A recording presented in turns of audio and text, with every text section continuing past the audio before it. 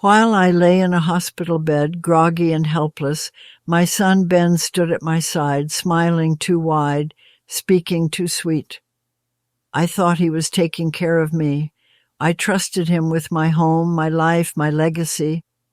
But when I returned home, things felt wrong. Treasured family photos missing. My will, the one meant to protect my grandchildren, gone without a trace. Days later, a letter arrived congratulating Ben as the sole heir to everything I owned.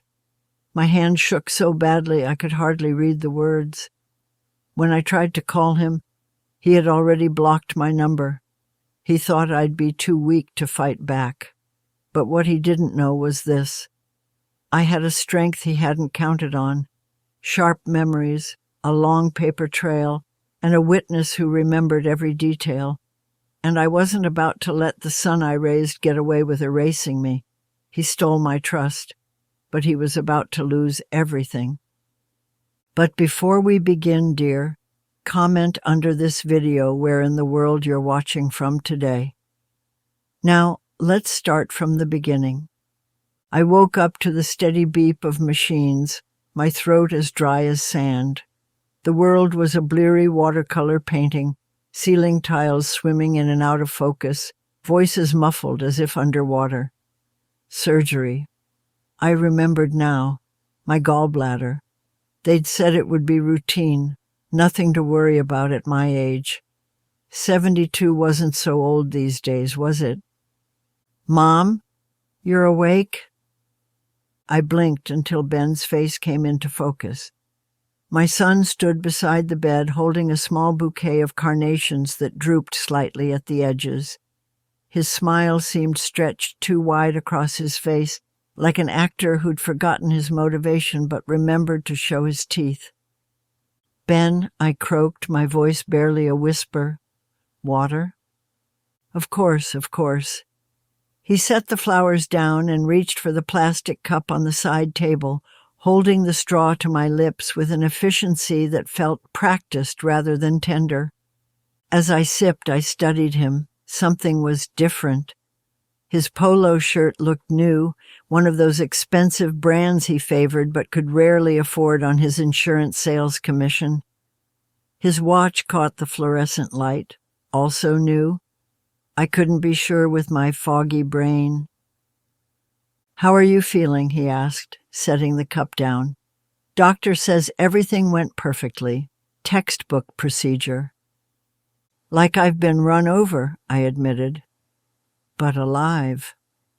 Ben laughed a little too loudly. That's my mom, always the tough one. Was it my imagination, or did his eyes keep darting to the monitor beside me? And why did he keep checking his phone?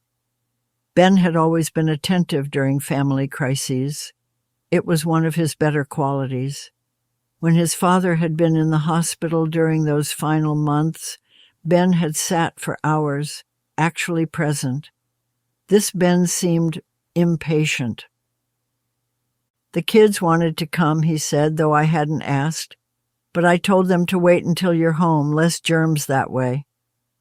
I nodded, too tired to question the excuse. My grandchildren had never worried about hospital germs before. I signed all your discharge papers, Ben continued, straightening the thin blanket over me with brisk movements. They're releasing you tomorrow morning. I'll drive you home and get you settled. That's thoughtful.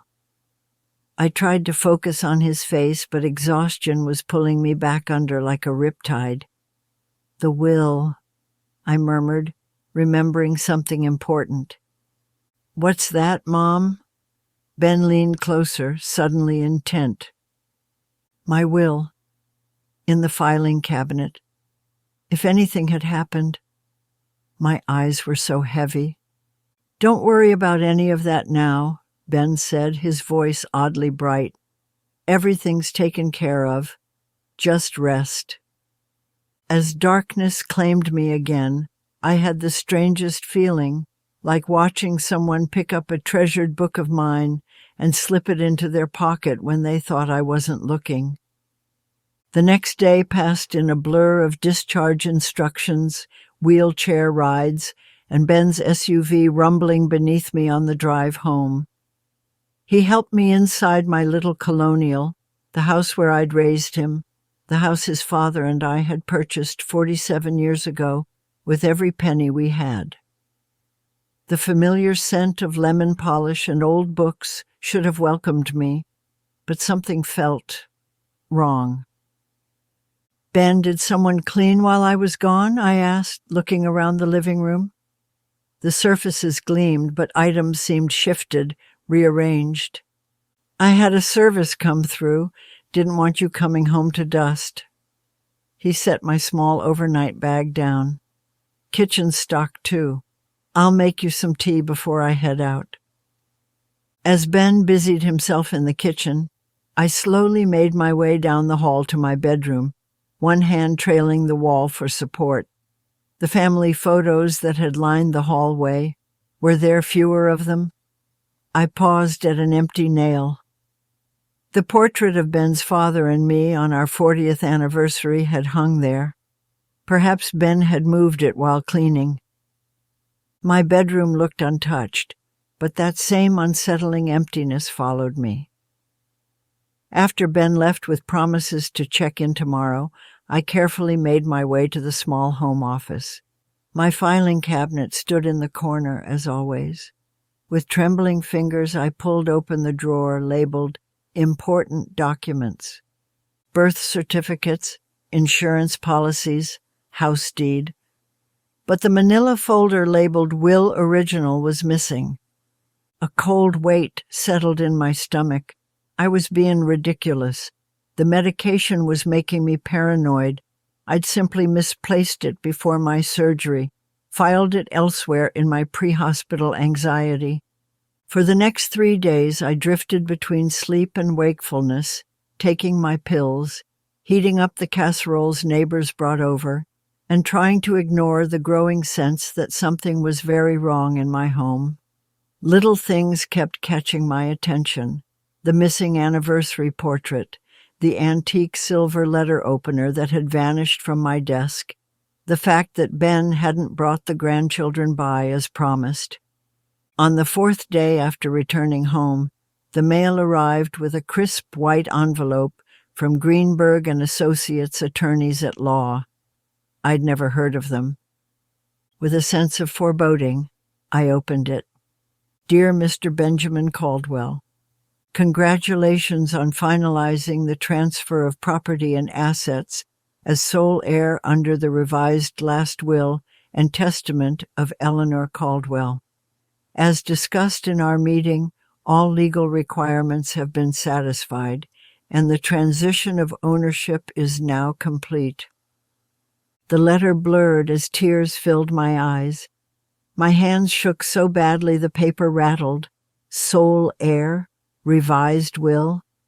I had never revised my will, the one that divided everything equally between Ben and his sister Sarah, with special provisions for my grandchildren's education. I fumbled for my phone, scrolling to Ben's number with unsteady fingers. The call wouldn't go through. I tried again and again. "The number you are trying to reach has blocked incoming calls from this number." My son had blocked my number. The room tilted around me as I sank into my chair. The surgical pain in my abdomen was nothing compared to the agony tearing through my heart. My own son had done something unthinkable while I was at my most vulnerable. He had stolen my life out from under me, my home, my possessions, my security, and he thought I wouldn't fight back. As the magnitude of his betrayal crashed over me, one thought crystallized through the pain. This was just the beginning. I stared at the lawyer's letter until the words blurred together, my hands trembling so badly I had to set the paper down on the kitchen table. Deep breaths, Eleanor. Think. I'd spent 38 years as a librarian. Research and clear thinking were my strongest skills. They would serve me now when I needed them most. My first call was to Greenberg and Associates. The receptionist was brisk but not unkind. "Mrs. Caldwell? Yes, we can fit you in tomorrow at 11 a.m. I hung up and looked around my kitchen that apparently wasn't mine anymore. The walls seemed to press in closer. Would Ben simply show up one day with police officers to remove me from my own home? The thought sent a cold spike of fear through me. That night I barely slept. Every creak of the old house startled me awake. By morning, dark circles had formed under my eyes, but I dressed carefully in my navy blue skirt suit, the one I'd worn to board meetings at the library. I needed to look composed, competent, not like someone who could be dismissed. The law office was sleek and modern, all glass and chrome. A young clerk met me instead of Mr. Greenberg himself. "I'm afraid Mr. Greenberg is unavailable today," he said, not quite meeting my eyes. "I'm Mr. Peters, his associate. I understand you have questions about your son's inheritance." "My son's? No, there's been a terrible mistake. I never changed my will. The document you have must be fraudulent." The words caught in my throat. Mr. Peters shifted uncomfortably. "Mrs. Caldwell, I understand this is difficult. The will was properly witnessed and notarized. Your son explained that you wanted to simplify your estate planning after your health scare." "Health scare?" "I had a gallbladder removal. It was routine surgery." My voice rose, and I forced myself to lower it. "When was this will supposedly signed?" He consulted a file. 3 weeks ago, while you were recovering. While I was on pain medication. While I was vulnerable. I felt sick." "There's a probate hearing scheduled," Mr. Peters continued, checking his calendar. "Exactly 4 weeks from today. If you have concerns about the will's validity, you should consult your own attorney before then." 4 weeks. The clock was already ticking. I left the office with my head spinning. 4 weeks to undo whatever Ben had done. 4 weeks to save my home, my independence, my dignity. Back home, I headed straight for my desk. I needed to understand exactly what I was dealing with. My checkbook was still in its drawer, but when I logged into my online banking account, my stomach dropped. My savings account, the one that had held nearly $87,000, now showed a balance of just over $3,000. My checking account was down to $742.13. I clicked frantically through the transaction history, multiple large withdrawals over the past month, all while I was in the hospital or recovering at home. How had he accessed my accounts? Then I remembered. Years ago, I'd added Ben as a signatory, just in case something happened to me. Something had happened to me, just not what I'd imagined. I sank back in my chair, the weight of reality crushing down. I had no home, dwindling funds, and a son who had betrayed me in the most fundamental way possible. Who could I turn to? Carol. My older sister had always been my rock. Though we sometimes butted heads, she was the one person who would tell me the unvarnished truth. I called her from my landline, afraid Ben might have somehow compromised my cell phone too. "Eleanor, are you all right? You sound terrible." Carol's familiar no-nonsense tone was comforting. "I need to see you. Today, if possible. It's important." She suggested Millie's Diner, our old standby for sister talks. 2 hours later, I slid into our usual booth by the window, watching the door anxiously until Carol's tall figure appeared. "You look like you haven't slept in days," she said, settling across from me. The story poured out of me, the missing will, the lawyer's letter, the drained bank accounts. Carol's face grew increasingly troubled as I spoke, her fingers fidgeting with her napkin. "Say something, Carol," I finally pleaded when I'd finished. She sighed heavily. "I was afraid something like this might be happening." "You knew?" The betrayal stung anew. "Not exactly. Ben's been saying things to me, to your friends from church, to the neighbors." "What things?" My voice was barely a whisper. Carol wouldn't meet my eyes. "That you've been confused lately, forgetful, that the surgery and medication affected your judgment, that you need oversight." The word hung in the air between us. Oversight. As if I were a child. As if I weren't the woman who had raised him, balanced the family checkbook for 40 years, and run the town library's entire operations. And people believed him? My voice cracked. "He's very convincing, Ellie. He showed Martha from your garden club some rambling notes he said you wrote. And when Mrs. Peterson called to check on you last week, he told her you were too disoriented for visitors." The room seemed to tilt. Ben hadn't just taken my money and my home. He'd systematically isolated me, poisoning the very community I'd built over decades. "Even Reverend Thomas asked me if you were showing signs of dementia," Carol continued softly. "I told him I hadn't noticed anything, but—" "But what?" I pressed. "But even I wondered if maybe there was something to it. You've seemed different since Robert died. Quieter, more forgetful about little things." Grief. She was describing grief, not dementia. The betrayal sliced deeper than I could have imagined. My own sister had doubted me. "Ready to order, ladies?" The waitress appeared beside our booth, order pad in hand, her cheerful voice jarring against the devastation I felt. I looked up at her, forcing my face into what must have been a ghastly approximation of a smile. My heart was crumbling inside my chest, but I couldn't let it show. Not here. Not now. "Just coffee for me, please," I managed, my voice trembling only slightly. "Black." I left the diner in a fog, Carol's parting hug feeling more like a betrayal than comfort. She'd promised to look into things, but I heard the doubt lingering in her voice. My own sister thought I might be losing my mind. The next few days passed in a blur of unanswered phone calls and sleepless nights. I tried reaching out to Martha from the garden club, but she was just heading out the door. Reverend Thomas was in meetings all day.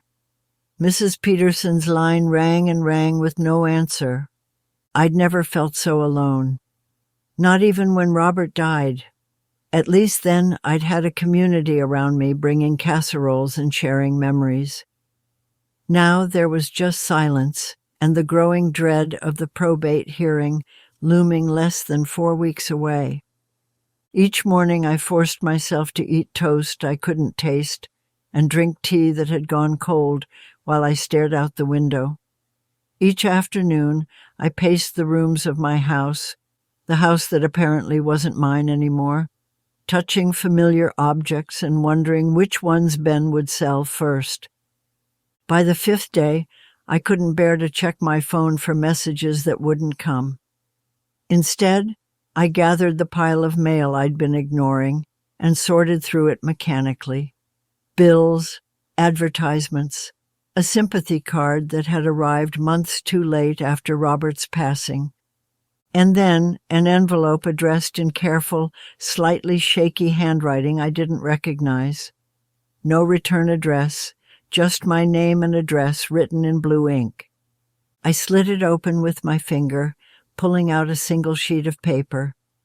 "Dear Mrs. Eleanor Williams, you may not remember me, but I served as notary for your will approximately 8 years ago. I noticed a probate filing in the newspaper under your name, which struck me as odd given our interaction.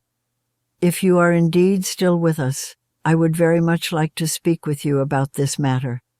Please call me at your earliest convenience. Respectfully, Arnold Harris. My hands trembled as I read the letter again. Someone who remembered my real will. Someone who might believe me. I called the number immediately, half expecting another dead end. But a gentle male voice answered on the third ring. Mr. Harris, this is Eleanor Williams. There was a pause. Mrs. Williams, I'm relieved to hear from you.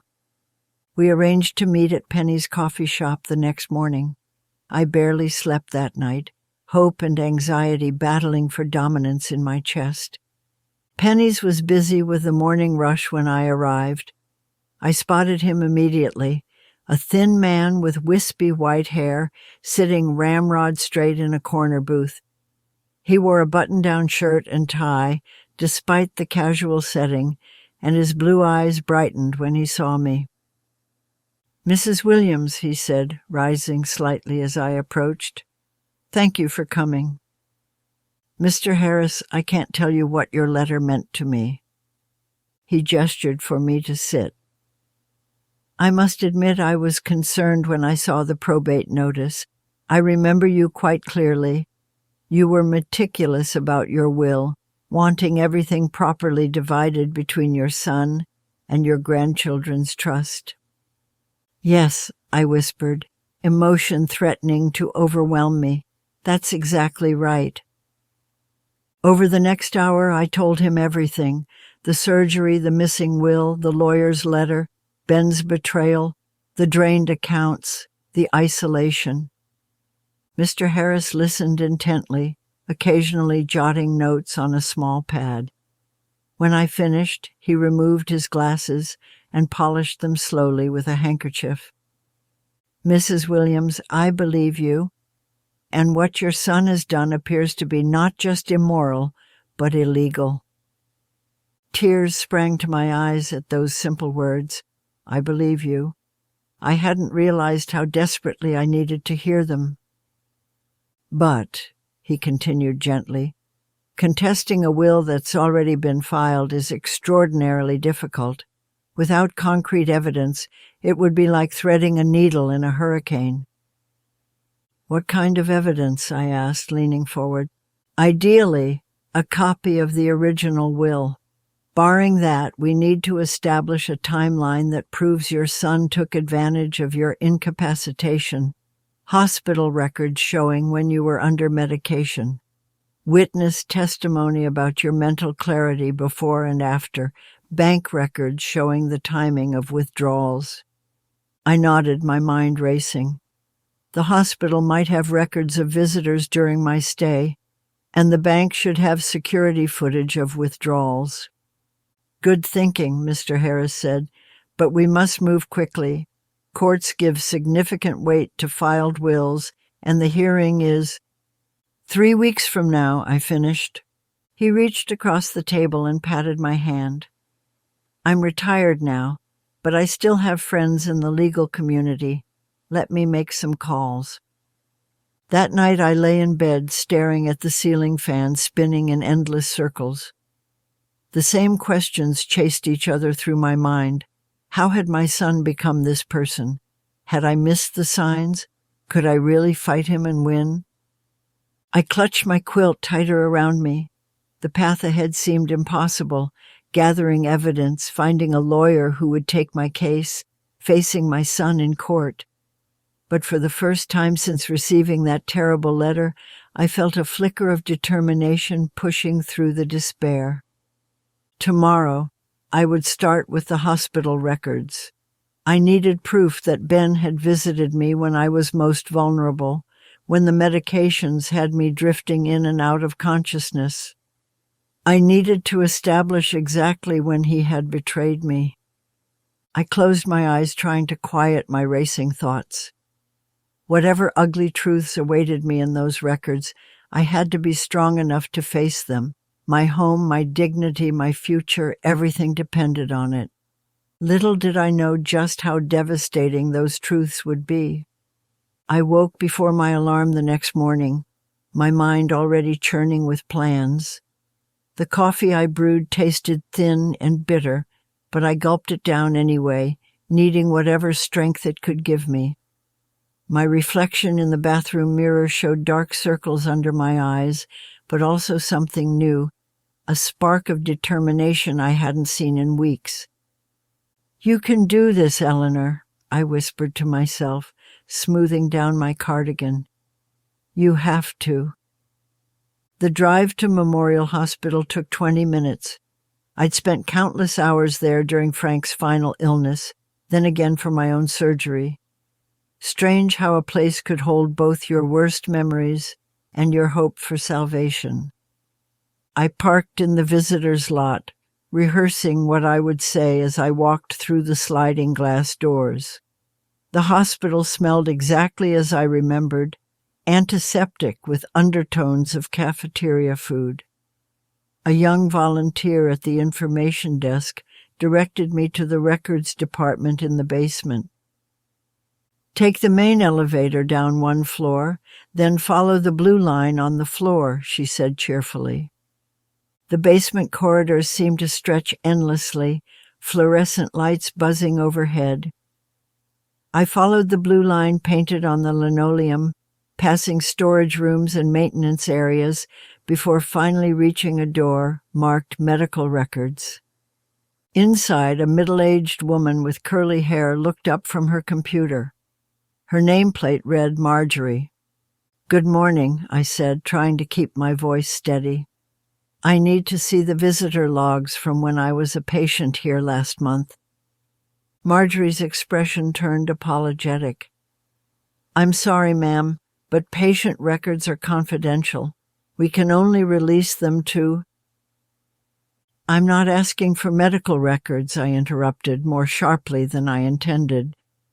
I took a breath and softened my tone. "I'm sorry, I'm Eleanor Williams. I was a patient in the surgical wing from March 12th to the 16th. I only need to see who visited me during that time." Her brow furrowed. "That's still considered protected information. Is there a particular reason you need this?" I hadn't wanted to explain my situation to a stranger, but I saw no choice. I leaned closer to her desk. "My son," my voice caught. I swallowed hard and continued. "I believe my son forged documents while I was recovering from surgery. I need the visitor logs as evidence for a court hearing." Marjorie's eyes widened slightly. She glanced around the empty office, then back at me. "Wait here," she said quietly, rising from her chair. "Let me check what's possible."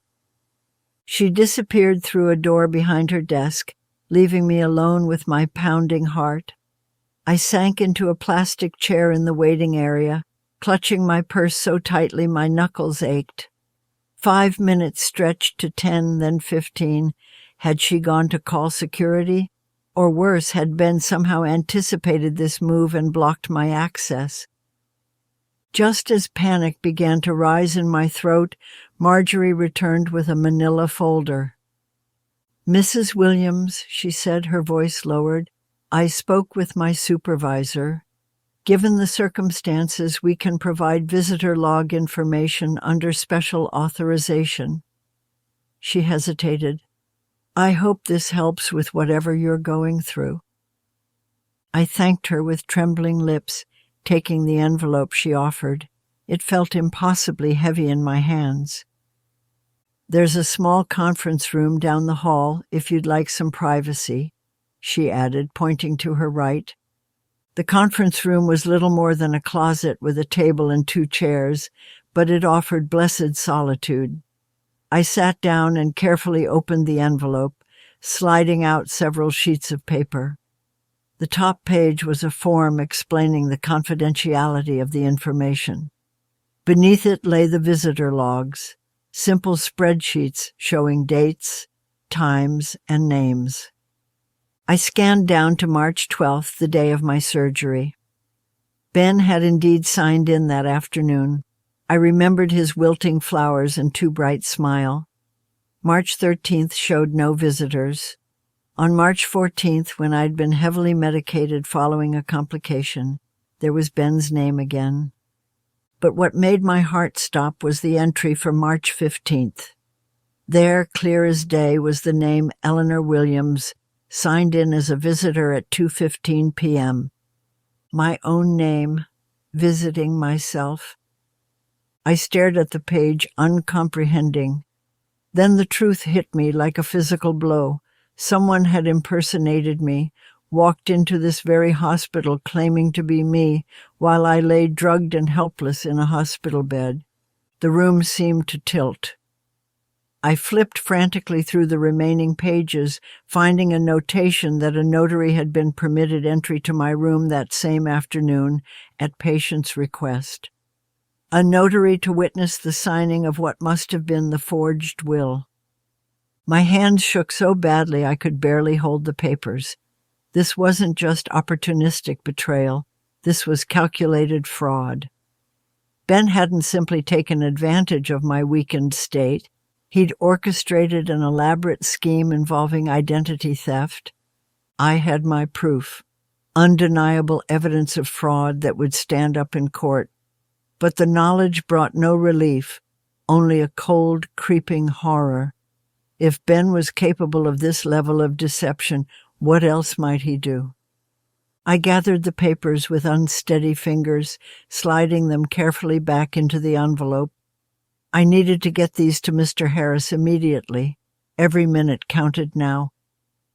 In the hallway, I paused to thank Marjorie, who gave me a concerned look. "Are you all right, Mrs. Williams? You're very pale." "I'll be fine," I managed. "Thank you for your help. It means more than you know." I hurried through the maze of corridors, clutching the envelope to my chest like precious cargo. At the elevator, I jabbed the button repeatedly, suddenly desperate to be out of this place with its sterile walls and fluorescent lights. In the parking lot, the bright spring sunshine felt jarring after the hospital's artificial lighting. I fumbled in my purse for my car keys, my mind racing with next steps. Call Mr. Harris, make copies of everything, find a lawyer. As I unlocked my car door, a dark thought slithered into my mind. If Ben was willing to forge a will and arrange for someone to impersonate his own mother, what else might he do to protect his lies once he discovered I was fighting back? I called Mr. Harris the moment I reached my car, my voice shaking as I explained what I'd found. He listened without interrupting, then simply said, "Come to my house. Now." By early evening, we sat at my kitchen table, the damning visitor log spread between us. The overhead light cast a harsh glow on the papers, evidence of my son's betrayal laid bare under the same fixture that had illuminated countless family dinners. "This is—" Mr. Harris trailed off, his weathered fingers tracing the fraudulent signature. He'd insisted we meet at my home rather than his, saying I needed to reclaim my space. "This is beyond what I expected, Eleanor." I nodded, unable to speak past the lump in my throat. The kitchen clock ticked loudly in the silence, marking time in a life suddenly divided into before and after. "They impersonated you," he continued, his voice hardening, "while you were incapacitated. That's not just fraud, that's criminal." "Will it be enough?" I asked, hating how small my voice sounded. "For court, I mean."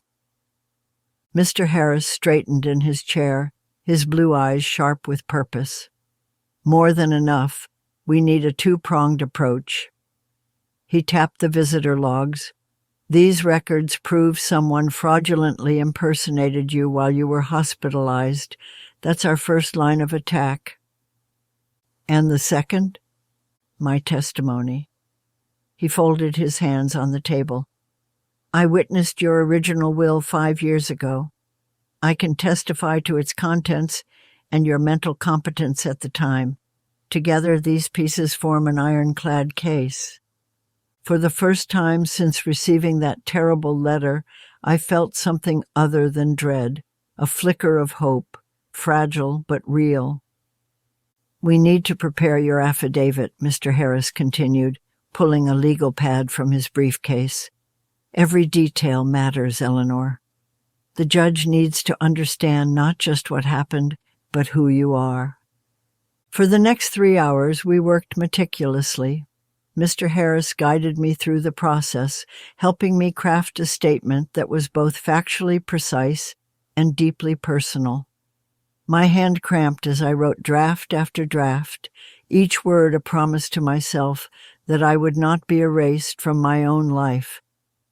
"Remember," Mr. Harris said as I signed the final version, "in that courtroom, you are not just fighting for your property, you're fighting for your dignity." The weight of his words settled on my shoulders. This wasn't just about money or possessions, it was about truth, about a mother's heart betrayed by her own child. As the court date approached, I found myself battling waves of doubt that crashed over me without warning. What if the judge didn't believe me? What if Ben's lawyer painted me as confused, unreliable? What if Ben spun a newer, crueler lie that I couldn't anticipate? 3 nights before the hearing, I woke at 2 a.m., my heart racing with panic. I stumbled to the bathroom, flipping on the harsh light. My reflection startled me, silver hair disheveled, eyes shadowed with exhaustion. I barely recognized myself. "Your Honor," I whispered to the mirror, rehearsing the words I'd prepared. "I stand before you today as a mother whose trust has been violated in the most fundamental way." My voice cracked. I tried again, straightening my shoulders. "Your Honor, I may be 72 years old, but I am of sound mind and body." Was I, though? The doubt crept in again. Maybe Ben was right. Maybe I was losing my grip. I gripped the edge of the sink, forcing myself to breathe. Number, I knew who I was. I knew what was true. Each night after that, I practiced my testimony in front of that same mirror, watching my expression grow more determined with each rehearsal. Mr. Harris called daily, offering reassurance and practical advice. "Speak clearly, make eye contact with the judge, answer only what's asked, and remember, the truth has power, Eleanor." The night before court, sleep eluded me entirely. At midnight, I found myself doing something I hadn't done in years, kneeling beside my bed, hands clasped in prayer.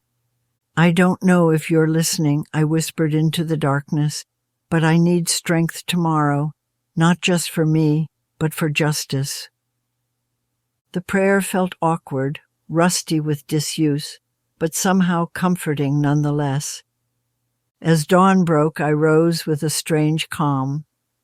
I showered methodically, applied light makeup, and pulled on my best navy suit, the one I'd worn to my retirement party from the library.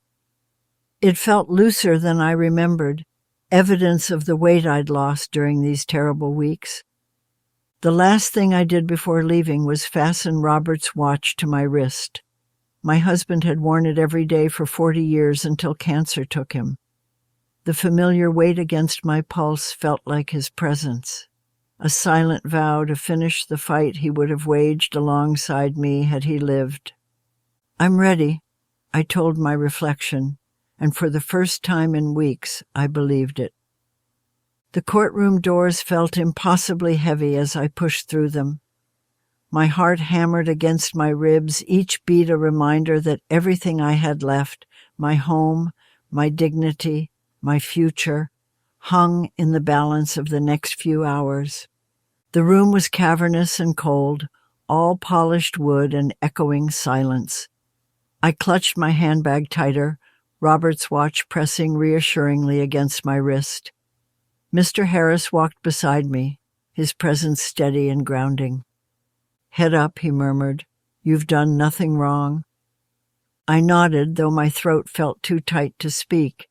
and then I saw him.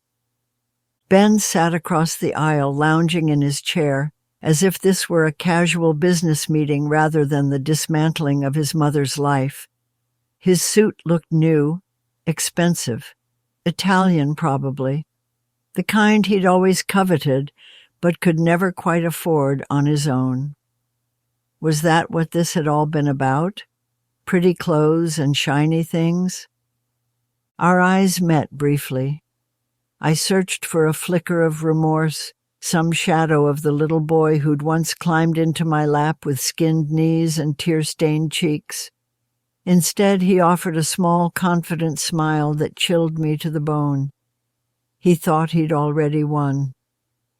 "All rise," called the bailiff, and we stood as Judge Harriet Marshall entered the courtroom.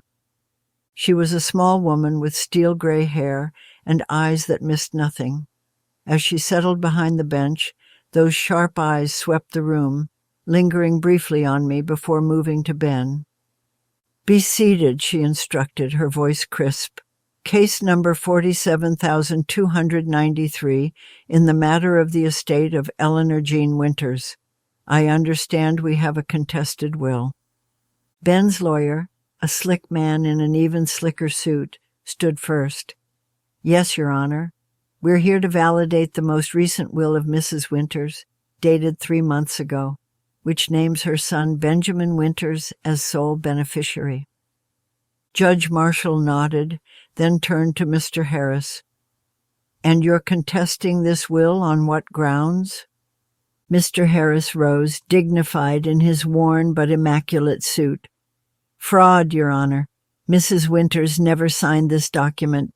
It was created while she was hospitalized and incapacitated, and someone impersonated her for the notarization." A murmur rippled through the small gallery. I kept my eyes forward, my back straight, though I wanted nothing more than to shrink into myself. "Those are serious allegations," Judge Marshall said. "Let's hear your evidence." Mr. Harris began his testimony with the calm precision that had been his hallmark during our preparation. He explained how he had notarized my original will 5 years earlier, detailing its contents and my clear mental competence at the time. Mrs. Winters was not only of sound mind, he stated firmly, but meticulous in her planning. She wanted to ensure her estate would benefit both her son and her grandchildren equally. The document included specific provisions for education funds for her grandchildren, details completely absent from this new will. I watched the judge's face carefully. Her expression remained neutral, but she was listening intently, occasionally making notes. Then it was my turn. My legs felt like water as I made my way to the witness stand. After being sworn in, I faced the courtroom, forcing myself to look directly at Ben as I recounted my surgery, my recovery, and the devastating discovery of the changed will. "When did you first become aware of this new document?" Judge Marshall asked. "When I received a letter from a lawyer I'd never met, congratulating my son as the new sole heir to my estate," I replied, my voice steadier than I'd expected.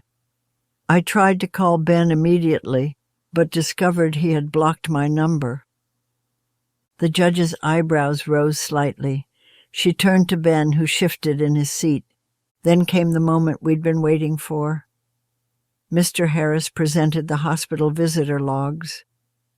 "As you can see, Your Honor," he said, passing copies to the bench, "Mrs. Winters was in recovery from major surgery on the date this will was supposedly signed and notarized.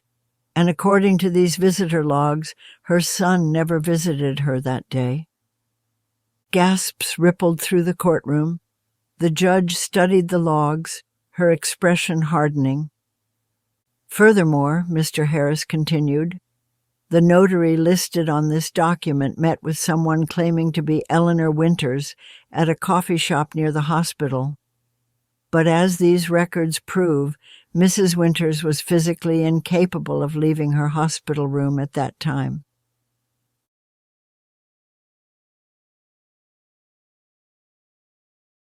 I watched Ben's face. The confident smile had vanished, replaced by a tightness around his eyes. Judge Marshall turned her attention to Ben. "Mr. Winters, would you care to explain this discrepancy?" Ben stood straightening his tie. "Your Honor, my mother is confused. She's been forgetting things, mixing up dates." "That doesn't explain the visitor logs, Mr. Winters," the judge interrupted. "According to hospital records, you never visited your mother on the day this will was signed." Ben's lawyer whispered urgently in his ear, but Ben brushed him off. "There must be a mistake in their record keeping," he insisted, but sweat had begun to bead along his hairline. The judge asked several more pointed questions, each one causing Ben's facade to crack further. His answers grew defensive, then contradictory. The slick confidence melted away, revealing the desperate man beneath. After what felt like hours but was probably only minutes, Judge Marshall had heard enough. She sat back, her expression severe. "Based on the evidence presented, I find clear and convincing proof of fraudulent activity," she declared. "The will dated 3 months ago is hereby invalidated. The previous will, executed 5 years ago, is reinstated as the legal document governing Mrs. Winters's estate." Relief flooded through me so intensely, I gripped the railing to stay upright. But the judge wasn't finished. "Furthermore," she continued, "given the severity of these actions, I'm ordering the immediate remand of Benjamin Winters pending sentencing for fraud and elder abuse." The courtroom erupted in murmurs. Ben's face drained of color. "Your Honor, that's not necessary," his lawyer began. "I disagree," Judge Marshall cut him off. "Bailiff, please take Mr. Winters into custody." As the bailiff approached, Ben looked at me with naked shock. For the first time, he seemed to realize the magnitude of what he'd done, not just legally, but to his own mother. Our eyes locked across the courtroom, and in that moment I felt no triumph, only a profound sadness for what we had both lost. My knees nearly buckled as I watched the bailiff escort my son from the courtroom. Not from weakness, but from the sheer, overwhelming relief that washed through me. It was over. I had won. Outside, the sky was a brilliant, defiant blue. I stood on the courthouse steps, breathing deeply, feeling the warm sunlight on my face. But even as I stepped into this new freedom, I knew my story was not quite finished. I didn't sleep well that first night after the trial. You'd think I would have, with justice served and my home secure again. But my mind kept replaying the image of Ben being led away in handcuffs, his face a mask of disbelief. He was still my son. The little boy who once climbed into my lap with scraped knees and picture books was now facing criminal charges because of his own terrible choices. When morning came, I made my coffee and sat at the kitchen table, watching sunlight filter through the curtains. The house felt different somehow, wholly mine again, but emptier too. I traced my finger along a scratch in the wood, remembering when Ben had accidentally dropped a toy truck there as a child. So many memories lived in these walls, some beautiful, some now tainted. One day at a time, I whispered to myself. That's how I would rebuild. My new lawyer, Diane Peters, was nothing like the slick attorney Ben had hired. She was a practical woman in her 50s, with reading glasses that perpetually slid down her nose and a no-nonsense approach that I found deeply comforting. "The first thing we need to do," she told me during our initial meeting, "is secure your assets and create ironclad protections moving forward." I nodded, grateful for her clarity. "I want to make sure my grandchildren are provided for, regardless of what happens with their father." Diane's eyes softened slightly. We can establish trust funds that Ben can't touch. The children will have access when they reach an appropriate age, whatever you decide that should be. Over the next few weeks, we methodically rebuilt the legal framework of my life. I decided to revert to my maiden name, Eleanor Marshall, for all financial matters, a small but significant step toward reclaiming my identity. We drafted a new will with explicit provisions and multiple witnesses. Diane suggested a video recording of the signing to prevent any future challenges. It might seem excessive, she said, adjusting those sliding glasses, but after what you've been through, nothing seems excessive anymore, I replied. The trust funds for my grandchildren gave me particular satisfaction. Little Emma and James would have their college education secured, regardless of what happened with their father. I pictured them graduating someday, confident and prepared for the world. Perhaps by then, the pain of all this would have faded enough that we could be a family again, in some new form. I didn't publicize any of these changes. There was no announcement, no calling friends to update them on the outcome of the trial. The gossip had already made its rounds through our small community. I preferred to let my quiet presence speak for itself. When I ran into old friends at the grocery store or library, I simply smiled and engaged in pleasant conversation. Some apologized for believing Ben's lies about my mental state. Others avoided the subject entirely. I accepted both responses with grace. What mattered was moving forward. My sister Carol was a different story. She showed up at my door one afternoon, clutching a casserole dish and wearing an expression of profound discomfort. "I should have believed you," she said, her voice catching. "I'm so sorry, Ellie." I let her in, of course. Family was still family, even when they disappointed you. Over tea, we began the delicate work of mending our relationship. It wouldn't happen overnight, but it was a start. The contractor finished rebuilding my porch in early June. The original had been starting to sag, and this felt like the perfect symbol of renewal, replacing something weakened with something stronger. I had it built wider than before, with room for a proper swing and several flower pots. On a particularly lovely afternoon, I settled into my new porch swing, a lockbox secured under my arm. Inside were copies of all the new legal documents, plus photos and keepsakes I wanted to keep especially safe. The metal box felt solid and reassuring against my side. From my seat, I could see the young hawthorn tree I'd planted years ago near the front gate. Richard and I had chosen it together, debating between that and a maple. "Hawthorns have grit," he'd said. "They'll grow just about anywhere." Now its branches stretched upward, covered in late spring blossoms, its roots spreading unseen beneath the soil. Looking at that stubborn, thriving tree, I felt a kinship with it. We had both weathered storms. We both had hidden strengths.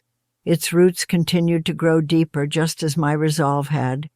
A gentle breeze stirred the branches, sending a few white petals drifting across the yard.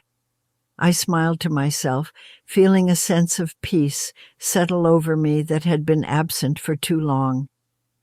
The legal victory had been necessary, but this quiet moment of contentment was the real triumph. I had reclaimed more than just my house and assets. I had reclaimed my peace, my pride, and my future. One heartbeat at a time, I had fought my way back to myself. Justice had come through courts and documents, yes, but the deeper justice was in sitting here, whole and undiminished, watching my hawthorn tree bloom another year. Scarred, perhaps, but stronger for it, steadier. Utterly my own person again. If you enjoyed this story, I handpicked this next story that you will enjoy, Please don't miss this one. Click here to watch it.